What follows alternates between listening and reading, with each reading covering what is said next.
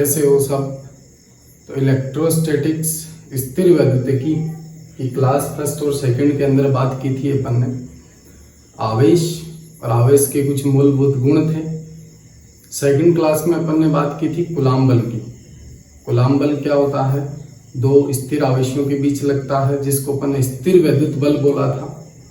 उसके बाद अपन ने कूलाम नियम की कुछ विशेषताओं की बात की थी और लास्ट में अपन ने देखा था कि कूलाम बल को अपन सदिश रूप में कैसे लिखते हैं। वहां से अपन ने सिद्ध भी किया था कि कूलाम बल जो होता है वो न्यूटन की क्रिया प्रतिक्रिया नियम की पालना भी करता है। तो आज अपन स्थिर वैद्युतिकी इलेक्ट्रोस्टैटिक्स की थर्ड क्लास में बात करेंगे कि यदि आपके पास बहुत सारे आवेश हों और उन सभी आवेशों के कारण किसी एक आवेश पर बल अपन कैसे निकालते हैं। माय नेम इज पंकज और आज की क्लास स्टार्ट करते हैं। तो अपन बात कर रहे थे स्थिर वैद्युतिकी इलेक्ट्रोस्टैटिक्स की। इलेक्ट्रोस्टैटिक्स ये अपनी क्लास थर्ड है और इस थर्ड क्लास में अपन बात करेंगे बहु आवेशों के कारण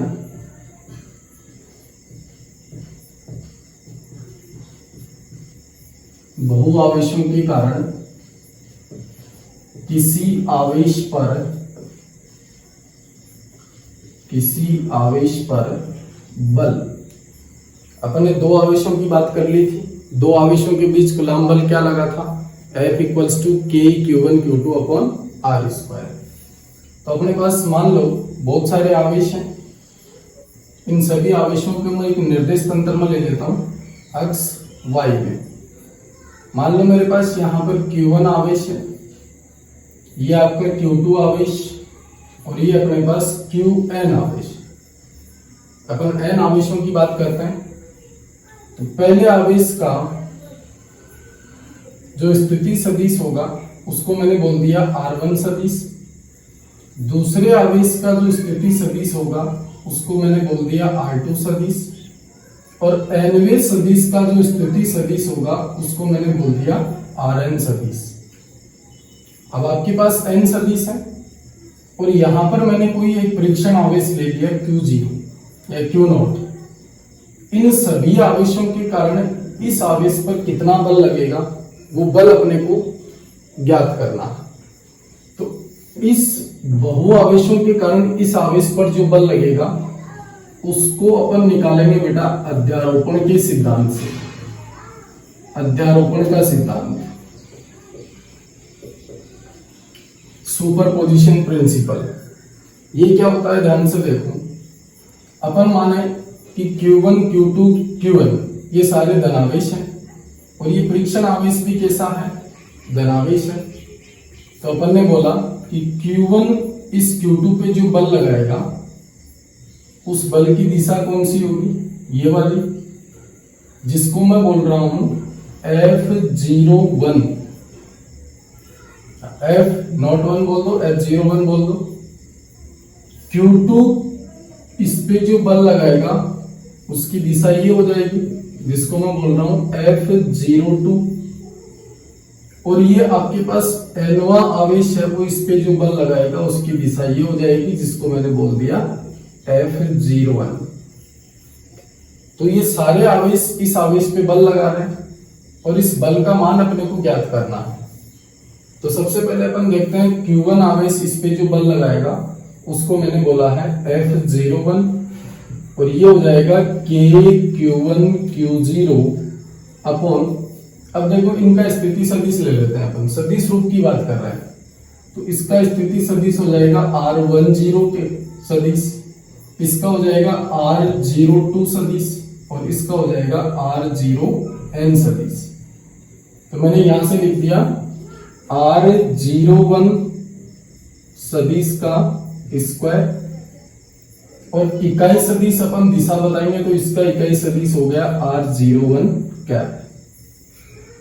ऐसे ही अपन बात करें किसकी? F02 की। तो F02 क्या आएगा?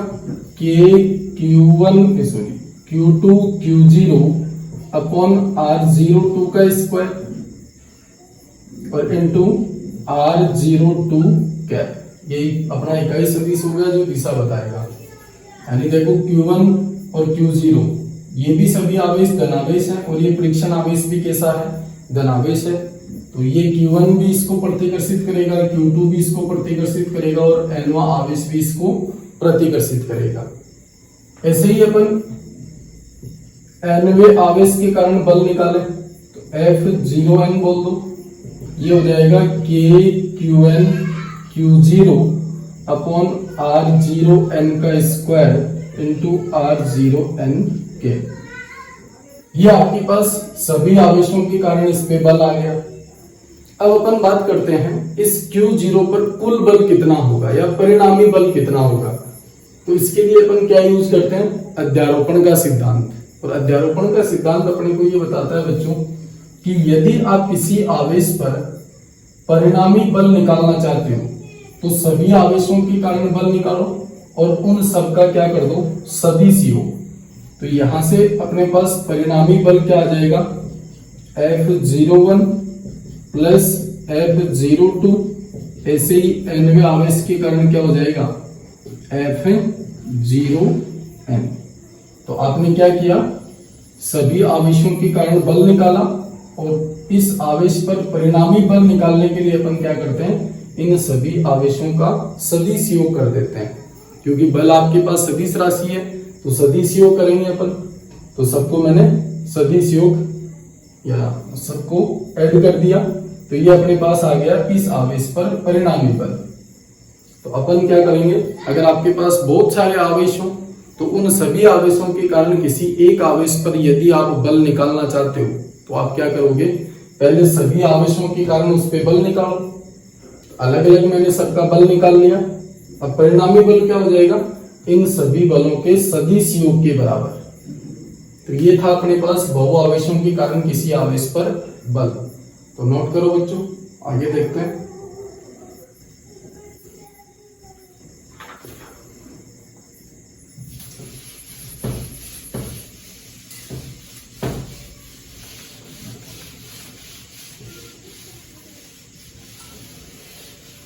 अब अपन नया टॉपिक शुरू करते हैं और अगला टॉपिक है अपना विद्युत क्षेत्र। विद्युत क्षेत्र, electric field. Electric field, electric field क्या होता है बच्चों, अपन आवेश की बात करें तो आवेश की अपने पास तीन कंडीशन होती है कि यदि कोई आवेश स्थिर अवस्था में है तो वो अपने चारों ओर क्या करेगा, विद्युत क्षेत्र बनाएगा। यदि कोई आवेश एक समान चाल से चल रहा है तो वो क्या करेगा, विद्युत क्षेत्र के साथ साथ चुंबकीय क्षेत्र भी बनाता है। अगर अपन बात करें कि यदि कोई आवेश असमान चाल से यानी त्वरित आवेश की बात करें अपन तो त्वरित आवेश क्या करेगा, विद्युत चुंबकीय तरंगे उत्सर्जित करता है या विद्युत चुंबकीय विकिरणें उत्सर्जित करता है।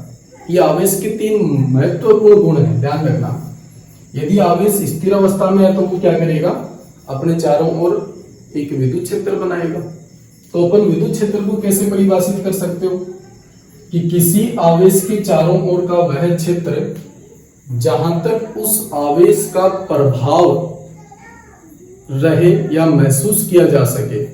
तो किसी स्थिर आवेश के चारों ओर मान लीजिए अपने पास कोई आवेश है, इस आवेश के चारों ओर एक क्षेत्र बनेगा, एक फील्ड बनेगा और वो फील्ड जहां तक उस आवेश का प्रभाव रहता है वो क्षेत्र क्या कहलाएगा, विद्युत क्षेत्र। अब ध्यान से देखो, अगर मैं विद्युत क्षेत्र की बात करूं तो यहां पर मान लो मेरे पास कोई आवेश है Q। अगर मैं इसके विद्युत क्षेत्र की बात करूं तो इसका विद्युत क्षेत्र क्या होगा, इसके चारों ओर होगा। इसका विद्युत क्षेत्र इसके चारों ओर होगा और ये कैसा होता है, ये होता है रेडियली आउटवर्ड। अगर आपका प्लस क्यू आवेश है, धनावेश है, तो धनावेश के कारण जो विद्युत क्षेत्र होता है वो बाहर की तरफ होता है, धनावेश की बात करें।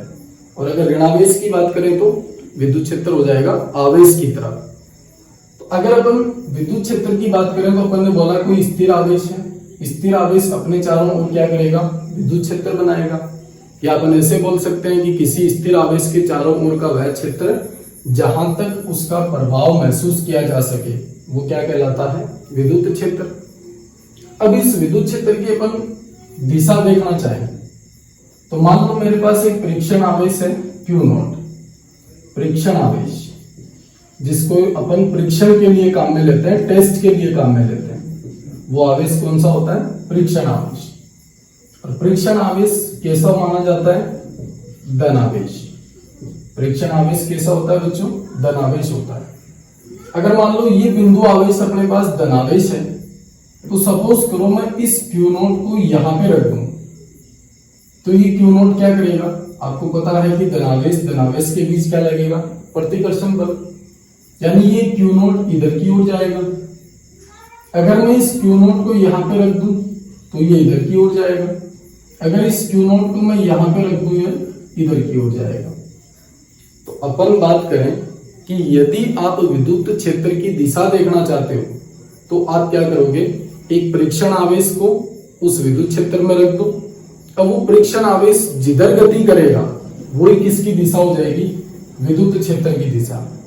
तो अपन के पास एक चीज क्लियर हो गई कि आपके पास परीक्षण आवेश जो होता है वो धनावेश होता है और विद्युत क्षेत्र में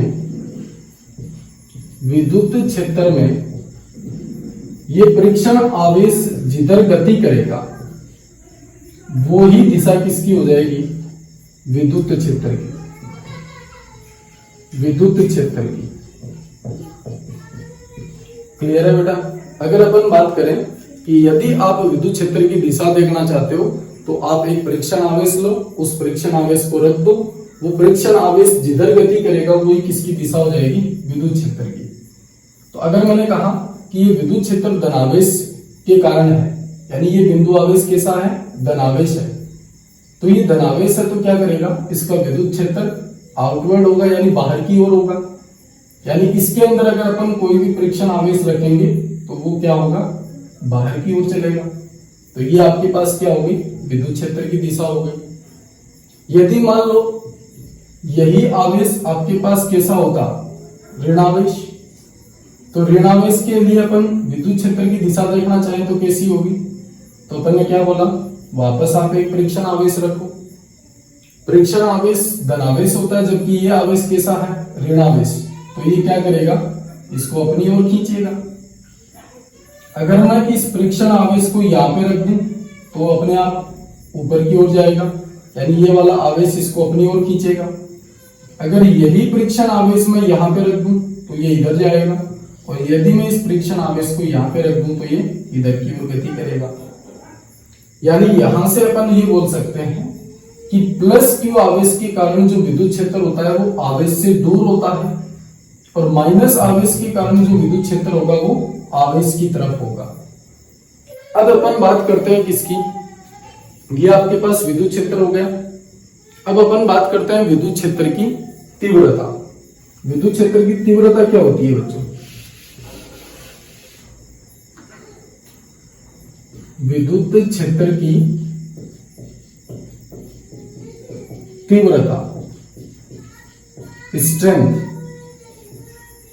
अब ध्यान से देखो, अपन ने बोला कि ये प्लस क्यू आवेश है, ये माइनस क्यू आवेश है, दोनों स्थिर आवेश है, अपने चारों ओर क्या करेंगे, विद्युत क्षेत्र बनाएंगे। प्लस आवेश के कारण विद्युत क्षेत्र की दिशा बाहर की ओर, और माइनस आवेश के कारण जो विद्युत क्षेत्र होगा वो आवेश की तरफ होगा। तो यदि मैंने कहा कि अगर आप प्लस क्यू या माइनस क्यू की बात करो तो ये इसका विद्युत क्षेत्र है। इस विद्युत क्षेत्र में मैंने इस परीक्षण आवेश को रखा, तो इस परीक्षण आवेश पर क्या होगा, इस विद्युत क्षेत्र के कारण बल लगेगा, क्योंकि ये बल के कारण ही तो चलेगा। देखो ये प्लस क्यू आवेश था, ये इसका विद्युत क्षेत्र। मैंने कहा आप परीक्षण आवेश को यहां पर रखो तो ये क्या करेगा, इस विद्युत क्षेत्र की दिशा में गति करेगा। किसके कारण, क्योंकि ये वाला जो विद्युत क्षेत्र है वो इस परीक्षण आवेश पर क्या करेगा, एक बल लगाएगा। उस बल के प्रभाव में ये परीक्षण आवेश क्या होगा, इधर की ओर गति करेगा। तो अपन बोले कि विद्युत क्षेत्र की तीव्रता क्या होती है, ये होती है अपने पास F/Q0। यानी जब अपन किसी परीक्षण आवेश को किसी विद्युत क्षेत्र में रखते हैं तो उस आवेश पर लगने वाला बल और परीक्षण आवेश का अनुपात किसके बराबर होता है? विद्युत क्षेत्र की तीव्रता के बराबर। फिर अपन ने बोला कि Q नोट क्या है? एक परीक्षण आवेश है और परीक्षण आवेश की वैल्यू होती है 1 कूलाम। इस छोटे से आवेश यानी जो चूहा आवेश है ना, इसकी वैल्यू कितनी होती है? 1 कूलाम होती है। तो यहां से यदि मैं अपन देखो Q नोट की वैल्यू 1 कूलाम रख दें तो E किसके इक्वल आ जाएगा? F के इक्वल। तो अपन विद्युत क्षेत्र की तीव्रता की परिभाषा क्या लिख सकते हैं कि यदि आप किसी परीक्षण आवेश को, या मैं ऐसे बोलूं कि किसी एकांक आवेश को यदि आप किसी विद्युत क्षेत्र में लेके जाते हो तो विद्युत क्षेत्र में उस आवेश पर लगने वाला बल ही किसके बराबर होगा? विद्युत क्षेत्र की तीव्रता के बराबर। तो यहां से अपने पास विद्युत क्षेत्र की तीव्रता का फॉर्मूला क्या बन गया? E = F/Q not. यहां से अगर अपन इसका मात्रक देखें तो मात्रक क्या होगा बच्चों? इसका बल का मात्रक होता है न्यूटन और नीचे आवेश का मात्रक होता है कूलाम। फिर अपन बात करें इसकी विमा की। विमा क्या होगी इसकी? बल की विमा होती है N1 L1 T-2 और आवेश की विमा होती है A1 T1। ये बन जाएगा M1 L1 T-3 A-1। ये विद्युत क्षेत्र की विमा होगी।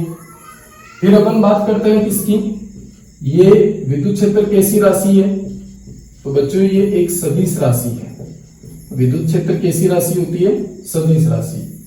और इसकी दिशा तो अपन को पता ही है। दिशा देखना चाहो तो आप क्या लिखोगे कि किसी विद्युत क्षेत्र में आप एक परीक्षण आवेश को रख दो, वो परीक्षण आवेश जिधर गति करेगा वो किसकी दिशा हो जाएगी? विद्युत क्षेत्र की दिशा। तो ये था अपने पास विद्युत क्षेत्र। एक बार फिर रिपीट कर रहा हूं, किसी आवेश के चारों ओर का वह क्षेत्र जहां तक उस आवेश का प्रभाव महसूस किया जा सके वो क्षेत्र क्या होता है? विद्युत क्षेत्र। फिर अपन ने बोला कि यदि आप प्लस क्यू आवेश की बात करते हो तो प्लस क्यू आवेश के कारण जो विद्युत क्षेत्र होता है वो बाहर की ओर होता है, आउटवर्ड होता है। अगर अपन माइनस क्यू आवेश की बात करें तो उसके कारण विद्युत क्षेत्र क्या होगा? आवेश की तरफ। अपन ने बोला कि यदि आपके पास विद्युत क्षेत्र प्लस क्यू आवेश का है तब आप उसमें परीक्षण आवेश रखोगे तो वो इस आवेश से दूर भागेगा। यदि आपका विद्युत क्षेत्र माइनस क्यू आवेश के कारण है तो उसमें यदि आप परीक्षण आवेश रखोगे तो वो आवेश की ओर गति करेगा, क्योंकि विपरीत आवेशों के बीच आकर्षण बल लगता है और समान आवेशों के बीच प्रतिकर्षण बल। चलो तो नोट करो बच्चों, आगे बात करते हैं।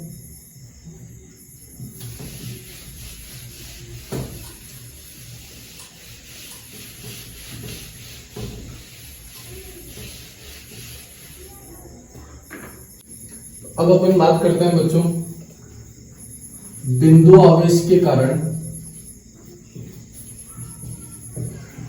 बिंदु आवेश के कारण विद्युत क्षेत्र की तीव्रता, विद्युत क्षेत्र की तीव्रता। तो अपने पास कोई एक बिंदु आवेश है Q और इस आवेश से r दूरी पर आपके पास एक बिंदु है P और इस बिंदु P पर अपने को विद्युत क्षेत्र की तीव्रता बतानी है। तो अब अपन बात कर रहे हैं, देखो ध्यान से, यदि आपके पास प्लस Q आवेश है, प्लस Q आवेश है तो विद्युत क्षेत्र की दिशा किधर होगी? विद्युत क्षेत्र किधर होगा इसका? आवेश से दूर। अपन ऐसे बोल सकते हैं, आवेश से दूर। अगर आपके पास माइनस क्यू आवेश है तो विद्युत क्षेत्र होगा आवेश की ओर, यानी विद्युत क्षेत्र की दिशा किधर होगी? आवेश की ओर। दो पॉइंट अपने को ये याद रखना है। यदि आप प्लस क्यू आवेश लेते हो तो विद्युत क्षेत्र किधर होगा? आवेश से दूर की ओर। अगर माइनस क्यू आवेश लेते हो तो विद्युत क्षेत्र की दिशा किधर होगी? आवेश की ओर। अब अपन बात करते हैं कि अगर मैं ये बिंदु आवेश धनात्मक लूं तो इस बिंदु P पर विद्युत क्षेत्र की दिशा किधर होगी? आवेश से दूर की ओर, जिसको मैंने बोला है E। और फिर अपन ध्यान से देखो, विद्युत क्षेत्र की तीव्रता निकालने के लिए अपन क्या करते हैं, इस बिंदु P पर एक परीक्षण आवेश रख लेते हैं। इस परीक्षण आवेश पर इस वाले आवेश के विद्युत क्षेत्र के कारण बल लगेगा और उस बल का मान कितना होगा बच्चों, F equals to K Q Q naught upon R square, यही बल लगेगा। फिर अपन विद्युत क्षेत्र की तीव्रता की बात करें तो विद्युत क्षेत्र की तीव्रता थी आपके पास E equals to F upon Q naught. इस F की वैल्यू को आप यहाँ पे पुट करो तो आपके पास बनेगा K Q Q naught upon R square into Q naught. अब अपने पास क्यू नॉट से क्यू नॉट कैंसिल हो गया, E इक्वल्स टू आपके पास क्या आ गया, के क्यू अपॉन आर स्क्वायर। ये अपने पास बिंदु P पर विद्युत क्षेत्र की तीव्रता आ गई। अब विद्युत क्षेत्र की तीव्रता दूरी पर देखो कैसे निर्भर कर रही है, E का जो मान है वो आर स्क्वायर की क्या है, व्युत्क्रमानुपाती है, आर स्क्वायर की व्युत्क्रमानुपाती है। यानी यहां से अपन बोल सकते हैं E व्युत्क्रमानुपाती है आर स्क्वायर के। अपन यही तो देखना चाह रहे थे। अपन को पता है कि बिंदु आवेश है या कोई आवेश है वो क्या करेगा, अगर स्थिर अवस्था में है तो अपने चारों ओर विद्युत क्षेत्र बनाएगा। अब वो विद्युत क्षेत्र इस दूरी पर कैसे निर्भर करेगा उसकी बात करते हैं अपन। तो अपन ने बोला कि आवेश के जब एकदम से पास में होते हैं अपन तो विद्युत क्षेत्र की तीव्रता ज्यादा होती है, और जैसे जैसे अपन दूर चलेंगे वैसे वैसे विद्युत क्षेत्र की तीव्रता क्या होती जाएगी, कम होती जाएगी। अब ध्यान से देखो, E व्युत्क्रमानुपाती है आर स्क्वायर के। मान लो मैंने R को 2 गुना कर दिया तो E कितना कम होगा, 4 गुना कम हो जाएगा। अगर मैं इस R को 3 गुना कर दिया तो यहां पर E कितना हो जाएगा, 9 गुना कम हो जाएगा। यानी देखो E व्युत्क्रमानुपाती है आर स्क्वायर के। अब यदि इन दोनों के बीच अपन ग्राफ देखें तो ग्राफ क्या बनेगा अपने पास, ये R और ये E और R एक दूसरे की व्युत्क्रमानुपाती है तो व्युत्क्रमानुपाती का ग्राफ ये हो गया। यहां से अपन ने बोल दिया E व्युत्क्रमानुपाती है किसके, आर स्क्वायर की। और यही ग्राफ अपन ऐसे भी बना सकते हैं, ये आपके पास E है और ये ग्राफ मैंने बना दिया 1 अपॉन आर स्क्वायर के साथ। तो देखो E 1 अपॉन आर स्क्वायर के क्या है, समानुपाती है, तो ये समानुपाती का ग्राफ हो गया। यानी इस ग्राफ को आप 2 तरीके से बना सकते हो, E आर स्क्वायर की व्युत्क्रमानुपाती है तो आप ऐसे बना दो। फिर मैंने कहा E 1 अपॉन आर स्क्वायर की क्या है, समानुपाती है, तो ग्राफ कैसी बन जाएगी, समानुपाती का ग्राफ बन जाएगा, एक सीधी रेखा बन जाएगी। यानी जैसे जैसे यहाँ से 1 अपॉन आर की वैल्यू बढ़ेगी वैसे वैसे E क्या होता जाएगा, बढ़ता जाएगा। या अपन ऐसे बोलेंगे कि जैसे जैसे R बढ़ेगा वैसे वैसे E क्या होता जाएगा, कम होता जाएगा। तो इसको नोट करो, उसके बाद देखते हैं। बिंदु P पर E की जो डायरेक्शन होगी वो P की तरफ होगी।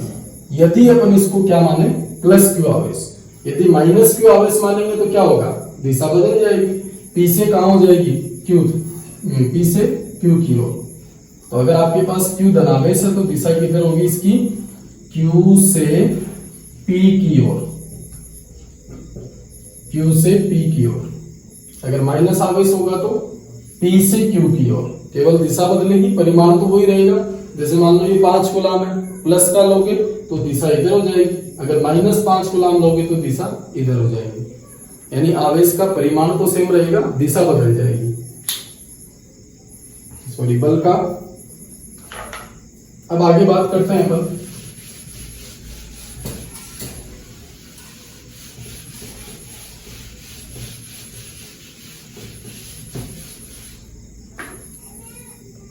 अपने पास फॉर्मूला आया है E equals to K Q upon R square. अगर मैं इसको सदिश रूप में लिखूं तो सदिश रूप में क्या होगा, E आपको पता है सदिश राशि है तो के क्यू अपॉन आर स्क्वायर। अब ध्यान से देखो, अगर मैं यहां Q से बिंदु P की जो दूरी है वो सदिश रूप में लिखूं, जैसे R सदिश, Q से P की ओर चले अपन, Q से P की ओर चले तो आपका स्थिति सदिश ये बन गया है। तो इसकी दिशा बताने के लिए मेरे को क्या करना पड़ेगा, एक इकाई सदिश काम में लेना पड़ेगा, और वो इकाई सदिश क्या है, आर केप। और आर केप को क्या लिख सकते हैं अपन, के क्यू अपॉन इसको मैग्नीट्यूड में लिख दूं मापांक के अंदर आर स्क्वायर, और इकाई सदिश क्या होता है, सदिश बटे सदिश का मापांक। तो ये हो जाएगा ई सदिश equals to K Q upon ये आर क्यूब हो जाएगा इंटू आर सदिश। ये आपके पास विद्युत क्षेत्र का जो फॉर्मूला आया था अपने पास के क्यू अपॉन आर स्क्वायर, उसका सदिश रूप हो गया। अपन ने क्या किया, आर क्यूब यहाँ पर एक इकाई सदिश लिया, इकाई सदिश को अपन लिख सकते हैं सदिश बटे सदिश का मापांक। तो यहां से ये नीचे मल्टीप्लाई होकर क्यूब हो जाएगा और ये आर सदिश। अब अपन बात करते हैं कि विद्युत क्षेत्र की तीव्रता के लिए अध्यारोपण का सिद्धांत क्या होता है। जो कूलाम बल के लिए लिखा था वही इसकी बात करते हैं अपन।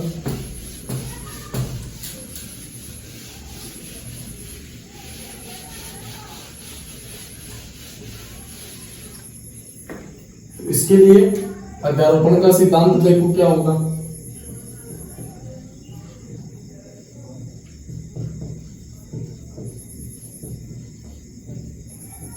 जैसे अपन ने कूलाम बल के अंदर क्या देखा था, बहुत सारे आवेश हैं, उन सभी आवेशों के कारण एक आवेश पर बल निकाला था।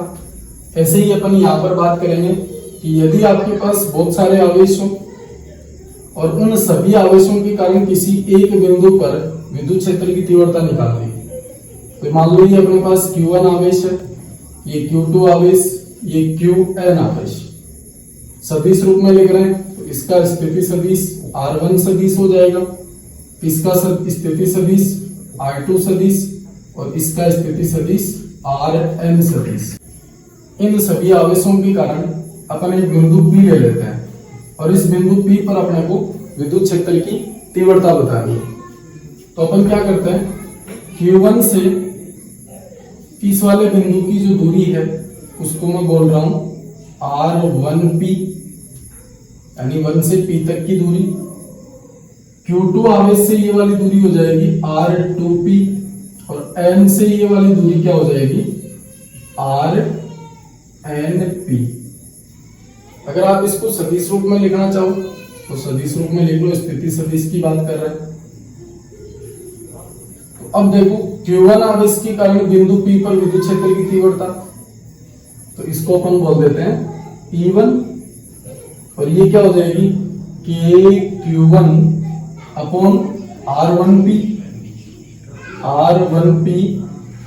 स्क्वायर लिख दूं इंटू R1P केप हो जाएगा इकाई सदिश। ऐसे ही अपन बात करेंगे इसकी E2 की, तो E2 क्या हो जाएगा KQ2 अपॉन R2P का स्क्वायर इंटू R2P कैप। ऐसे ही मैं nवें आवेश के कारण विद्युत क्षेत्र निकालूं तो क्या आ जाएगा KQN अपॉन RNP का स्क्वायर इंटू RNP कैप इकाई सदिश। अब अपने पास देखो इन सभी आवेशों के कारण बिंदु P पर विद्युत क्षेत्र निकाल लिया। फिर अपने कूलाम बल में क्या किया था, उस आवेश पर परिणामी बल कैसे निकाला था, सभी बलों को जोड़ दिया था अपन ने। तो यहां पर भी अपन क्या करेंगे, इस बिंदु P पर परिणामी विद्युत क्षेत्र निकालने के लिए अपन क्या करेंगे, इन सबका सदिश योग कर देंगे E1 plus E2 and so on En। तो ये है अपने पास अध्यारोपण का सिद्धांत। यदि आप बहुत सारे आवेश हैं अपने पास और उन सभी आवेशों के कारण किसी बिंदु P पर अगर आप विद्युत क्षेत्र की तीव्रता निकालना चाहते हो तो पहले सभी आवेशों के कारण उस बिंदु P पर विद्युत क्षेत्र की तीव्रता निकालो। फिर अपन अध्यारोपण के सिद्धांत से क्या कर देंगे, उस बिंदु पर परिणामी विद्युत क्षेत्र कितना हो जाएगा, इन सभी विद्युत क्षेत्र का आप क्या कर दो, सदिश योग कर दो। तो आपके पास बिंदु P पर क्या आ जाएगी, परिणामी विद्युत क्षेत्र की तीव्रता आ जाएगी। चलो तो नोट करो बच्चों, आगे बात करते हैं।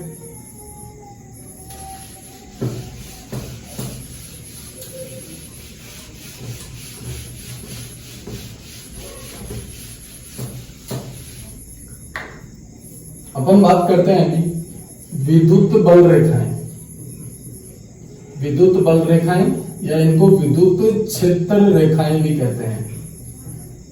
विद्युत क्षेत्र रेखाएं, विद्युत क्षेत्र रेखाएं क्या होती हैं, अपन ने बोला कि किसी भी आवेश के चारों ओर क्या उत्पन्न होता है, विद्युत क्षेत्र। अपन ने बोला आवेश स्थिर अवस्था में है तो वो अपने चारों ओर क्या करेगा, एक विद्युत क्षेत्र बनाएगा। उस विद्युत क्षेत्र को प्रदर्शित करने के लिए अपन क्या करते हैं, कुछ काल्पनिक रेखाएं बनाते हैं। या अपन ऐसे बोले कि यदि आपके पास कोई विद्युत क्षेत्र है और उस विद्युत क्षेत्र में अपन एक परीक्षण आवेश को रखा, अब वो परीक्षण आवेश जिस पथ पे चलेगा वो पथ क्या है, उसका एक बल रेखा है। यानी अपना परीक्षण जो आवेश था वो विद्युत क्षेत्र में रखने पर जिस पथ पे चलता है वो क्या होती है, विद्युत क्षेत्र की दिशा होती है। अब उसको प्रदर्शित करने के लिए अपन क्या करते हैं, एक काल्पनिक रेखा बनाते हैं। उस रेखा को अपन क्या बोलते हैं, विद्युत बल रेखा है। अब अपन अलग अलग आवेशों की बात करें, यदि आपके पास कोई प्लस क्यू आवेश है तो प्लस क्यू आवेश के कारण विद्युत क्षेत्र कहां पे देखा था अपन ने, बाहर की ओर, यानी आवेश से दूर की ओर देखा था। तो ये मैंने प्लस आवेश के लिए बल रेखा बना दी। यानी अपन को पता है कि प्लस क्यू आवेश है तो विद्युत बल रेखाओं की दिशा किधर होगी, बाहर की ओर। अरे विद्युत बल रेखाएं कहां पे बनती हैं, जहां पर आपका परीक्षण आवेश चलता है। तो जिस पथ पे चलेगा, जैसे मान लो मैंने यहाँ पे परीक्षण आवेश को रख दिया तो ये क्या करेगा, इस वाले पथ में चलेगा। यहाँ पे परीक्षण आवेश को रखा तो ये इधर चलेगा, यहाँ पे परीक्षण आवेश को रखा तो ये यहाँ पे चलेगा। तो ये इस पथ को प्रदर्शित करने के लिए या अपन इस विद्युत क्षेत्र को प्रदर्शित करने के लिए क्या करते हैं, कुछ काल्पनिक रेखाएं बनाते हैं। उन रेखाओं को अपन क्या बोलते हैं, विद्युत बल रेखाएं। अब ध्यान से देखो, अगर मैं माइनस क्यू आवेश की बात करूं तो माइनस क्यू आवेश के कारण जो दिशा होगी वो किधर होगी, आवेश की तरफ, आवेश की तरफ हो जाएगी। ये लो, अपन ने बोला कि यदि आप कोई परीक्षण आवेश यहां पे रखोगे तो वो कहां पे चलेगा, आवेश की तरफ आएगा। तो ये माइनस क्यू आवेश की विद्युत बल रेखाएं हो गई। अब यदि अपने पास दूसरी कंडीशन क्या है, ध्यान से देखो, यदि आपके पास प्लस आवेश और माइनस आवेश एक युग्म के रूप में हो, ये तो दोनों की अलग अलग बात हो गई। यदि आपके पास धनावेश और ऋणावेश युग्म के रूप में हो तो अपन को पता है कि विद्युत बल रेखाएं धनावेश से निकलती हैं और ऋणावेश में प्रवेश करती हैं, इस तरीके से।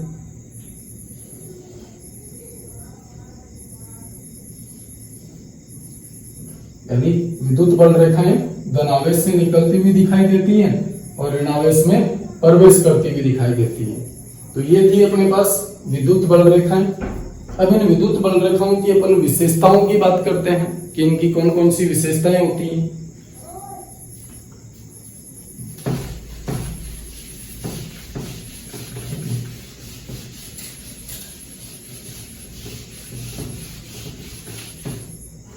विद्युत बल रेखाओं की विशेषताएं, कौन कौन सी विशेषताएं होती है बच्चों। पहली विशेषता है अपनी कि विद्युत बल रेखाएं कभी भी बंद वक्र का निर्माण नहीं करती हैं। ये वक्राकार तो होती हैं, यानी अपन ऐसे बोल सकते हैं कि सतत वक्र का निर्माण करती हैं, सतत वक्र का निर्माण करती हैं, कभी भी बंद वक्र नहीं बनाएगी। जैसे ये धनावेश था, ये ऋणावेश, तो इन विद्युत बल रेखाओं की दिशा हमेशा धनावेश से कहां होगी, ऋणावेश की ओर, कभी भी ऋणावेश से धनावेश की तरफ नहीं होगी। लेकिन जब अपन बात करेंगे चुंबक की, चुंबकीय बल रेखाएं, तो चुंबक की बाहर तो चुंबकीय क्षेत्र रेखाओं की दिशा होती है N से S की तरफ, लेकिन जब चुंबक के अंदर की बात करेंगे ना तो वहां पे दिशा होगी S से N की तरफ। तो चुंबकीय बल रेखाएं क्या होती है, बंद वक्र का निर्माण करती हैं, जबकि विद्युत बल रेखाएं कभी भी बंद वक्र का निर्माण नहीं करेंगी। चलो दूसरी विशेषता, अपन ने बोला कि ये धनावेश से निकलती हैं, इनकी दिशा किधर होती है, धनावेश से ऋणावेश की ओर, यानी धनावेश से निकलती हुई दिखाई देती हैं और ऋणावेश में प्रवेश करती हैं। चलो तीसरी विशेषता, अगर अपन बात करें कि दो विद्युत बल रेखाएं दो विद्युत बल रेखाएं कभी भी प्रतिच्छेद नहीं करती हैं, कभी भी प्रतिच्छेद नहीं करती हैं। अब प्रतिच्छेद क्यों नहीं करती हैं, ध्यान से देखो। यदि मान लो मेरे पास एक विद्युत बल रेखा ये है और एक विद्युत बल रेखा ये, अगर ये दोनों प्रतिच्छेद करेंगी तो इस प्रतिच्छेद वाले बिंदु पर अपन क्या करेंगे, दो स्पर्श रेखा बनाएंगे, एक तो इस वाली रेखा पर और एक इस वाली विद्युत बल रेखा पर। तो अगर ये प्रतिच्छेद करती हैं तो इस प्रतिच्छेद बिंदु पर अपने को विद्युत क्षेत्र की दो दिशाएं मिलती हैं, जो संभव नहीं है। तो तभी अपन ने क्या बोला कि दो विद्युत बल रेखाएं कभी भी एक दूसरे को प्रतिच्छेद नहीं करती हैं, क्योंकि यदि वो प्रतिच्छेद करेंगी तो प्रतिच्छेदन बिंदु पर अपने को विद्युत क्षेत्र की दो दिशाएं प्राप्त होती हैं, जो संभव नहीं है। अगली विशेषता की बात करें अपन ने बोला कि जहां पर विद्युत बल रेखाएं पास पास होती हैं, जहां विद्युत बल रेखाएं कहां होती हैं, पास पास होती हैं, ये अपन ऐसे बोले कि उनका घनत्व ज्यादा होता है। यानी जिस बिंदु पर विद्युत बल रेखाएं पास पास में होती हैं, या अपन ऐसे बोले कि उनका घनत्व क्या है, ज्यादा है, तो वहां पर विद्युत क्षेत्र की तीव्रता क्या होगी, ज्यादा होगी। अगर जहां पे विद्युत बल रेखाएं पास पास में हुआ है तो वहां पर विद्युत क्षेत्र क्या हो जाएगा, ज्यादा, तीव्रता क्या हो जाएगी, ज्यादा। और जहां पे विद्युत बल रेखाएं दूर दूर होती है वहां पर विद्युत क्षेत्र की तीव्रता क्या हो जाएगी बच्चों, कम हो जाएगी। तो अपन बात करें कि ये विद्युत बल रेखाएं पास पास सबसे ज्यादा कहां पे होती है, तो अगर अपन आवेश के एकदम से नजदीक की बात करें ना, तो वहां पर ये विद्युत बल रेखाएं क्या होती है, ज्यादा पास होती है। तो वहां पर विद्युत क्षेत्र की तीव्रता क्या थी, ज्यादा थी। या फिर अपन ने एक फॉर्मूला भी निकाला था, E = kq/r², यानी विद्युत क्षेत्र की तीव्रता है वो दूरी के स्क्वायर के व्युत्क्रमानुपाती है। यानी जैसे जैसे दूरी बढ़ेगी ना वैसे वैसे E क्या होता जाएगा, कम। अपन ने बोला कि R को 2 गुना कर दो तो E कितना कम हो जाएगा, 4 गुना कम हो जाएगा। तो आवेश के एकदम से पास देखें तो विद्युत क्षेत्र की तीव्रता ज्यादा होती है, और जैसे जैसे आप आवेश से दूर चले जाते हो वैसे वैसे विद्युत क्षेत्र की तीव्रता कम होती जाती है। चलो पांचवी विशेषता की बात करते हैं कि यदि आपके पास जो विद्युत बल रेखाएं हैं वो एक दूसरे के समांतर है, एक दूसरे के समांतर है और इनके बीच की दूरी समान है। पहली कंडीशन समांतर है और बीच की दूरी कैसी है, बीच की दूरी समान है।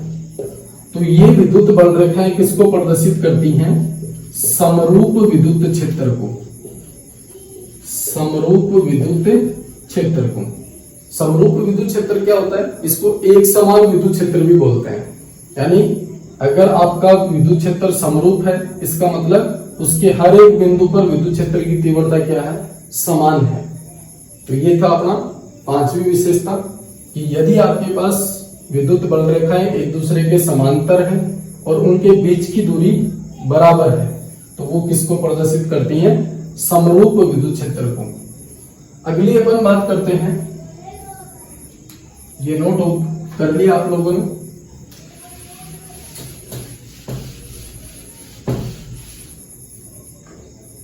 अगली विशेषता कौन सी है, यदि आपके पास विद्युत बल रेखाएं समांतर ना हो, समांतर ना हो और उनके बीच की दूरी भी अलग हो सकती है, तो ये क्या होंगे, किसको प्रदर्शित करेंगे, असमरूप विद्युत क्षेत्र को, असमरूप विद्युत क्षेत्र को। यानी यहां पर इसको अपन क्या बोल सकते हैं, असमान विद्युत क्षेत्र, असमान विद्युत क्षेत्र। तो यदि आपके पास विद्युत बल रेखाएं एक दूसरे के समांतर नहीं है तो वो कौन से विद्युत क्षेत्र को प्रदर्शित करती हैं, असमान या असमरूप विद्युत क्षेत्र को प्रदर्शित करती हैं। तो ये थी बच्चों अपने पास विद्युत बल रेखाओं की विशेषताएं। अब अपन नेक्स्ट क्लास में बात करेंगे विद्युत द्विध्रुव क्या होता है और विद्युत द्विध्रुव की अक्षीय और निरक्षीय स्थिति पर अपन विद्युत क्षेत्र की बात करेंगे। तो मिलते हैं अगली क्लास में, तब तक के लिए thank you, have a nice day बच्चों।